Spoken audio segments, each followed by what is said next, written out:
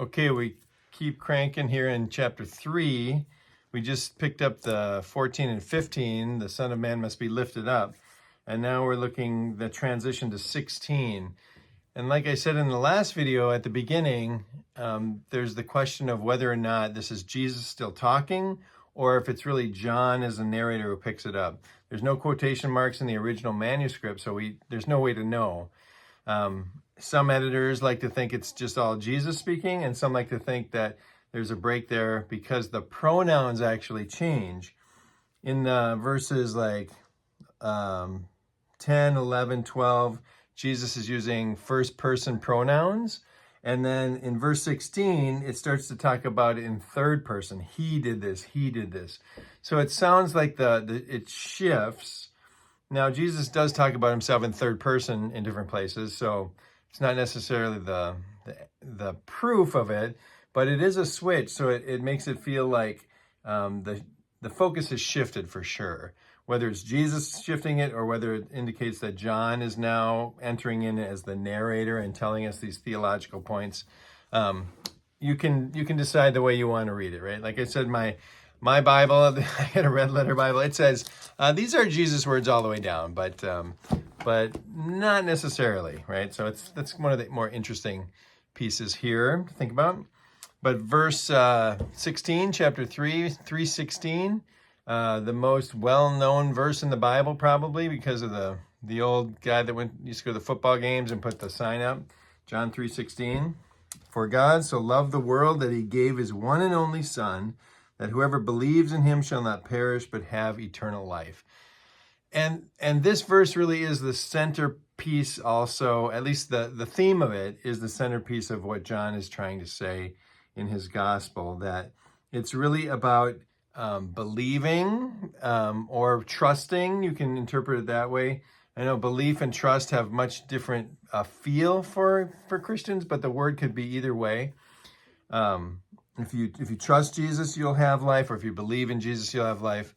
I think of belief as more of a combination of things we're supposed to understand in the proper way, and trust is much more of an interpersonal, almost relationship with Jesus. So I kind of like trust better, but you can take it either way, right? So whoever the point is that it's life, right? Life is the end goal, and this is the end goal, that people will trust Jesus or believe in him to receive this life, this eternal life.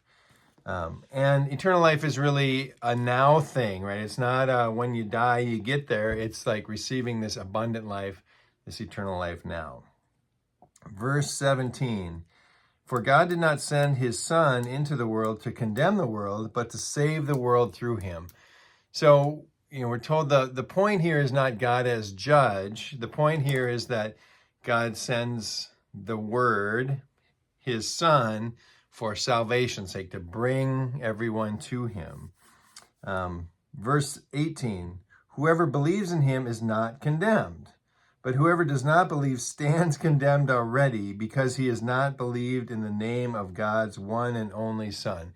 So this one is a little more, it's funny because 17 says, or 18 says, 17 says, he didn't come into the world to judge it. Okay.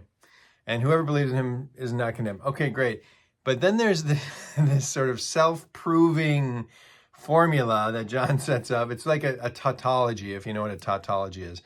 The words prove themselves, right? There's not really an outside understanding of how it works. Proofs, right? So, and John does this a few other places where it's like,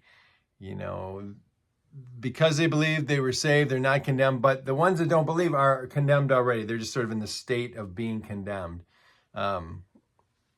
It sounds like judgment to me, but John's trying to say that this isn't the point, but that you just can't help it that it works that way. So kind of interesting. Verse 19, this is the verdict.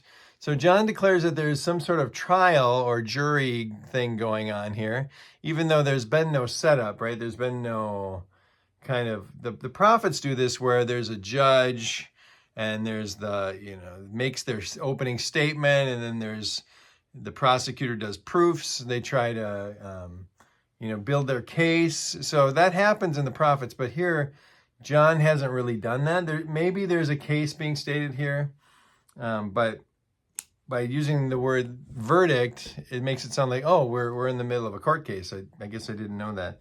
And with condemnation, that would make sense. But this is the verdict, that light has come into the world, but men or humans love darkness instead of light because their deeds were evil. So this also points back to chapter 1, where, in him was life, and the life was the light of the world. That chapter 1, like verse 5 or 6. And then the darkness has not overcome it or understood it. And here that darkness is evoked, right? That people love the darkness because their deeds are hidden. Just associating that, and a little bit later on in chapter 1, he comes to his own, but his own does not know him because they're walking in the dark. Just this darkness is another echo of that chapter 1. But we're told why, right? The people love the darkness. They stay there because they don't have to be held accountable for what they're doing.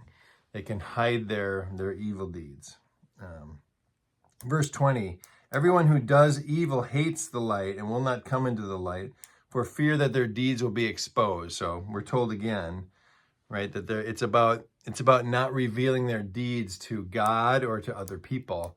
They want them to stay hidden, right? They don't want to be held accountable. No circumstances. No consequences for their actions. 21, but whoever lives by the truth comes into the light so that it may be seen plainly what they have done and has been done through God. So this is just showing the difference between dark and light, and that those who are drawn to the light are willing to let their deeds be revealed, right? They live as transparent people. The light can shine through to them. So this is the end of the discourse here. And then right after this, Jesus and his disciples go into the countryside. So this is a big first part of the chapter, chapter 3, this dialogue with Nicodemus, this sort of born anothen, whatever that means, again or anew or from above, and the play in that. And then finally Jesus, talks about being lifted up. He foreshadows the cross. And then we get all of this sort of theological breakdown about what this means, why Jesus is doing this. And really building the case for the rest of the story. This is the theological meat, right? Like Nathaniel in chapter 1, we get a little taste of what Jesus is going to do. And then in chapter 2, we see the miraculous sign of the water into wine. That's a symbol of what's coming. And then we have the cleansing of the temple. So Jesus does another one, kind of preparing us. And then chapter 3 is really the theological meat of what's about to happen going forward. So it's a real setup here, chapter 1, 2, and 3. And then after this, we go back to see John the Baptist here next. So I think I'll stop there, and we'll pick it up with the next video. Thanks for listening.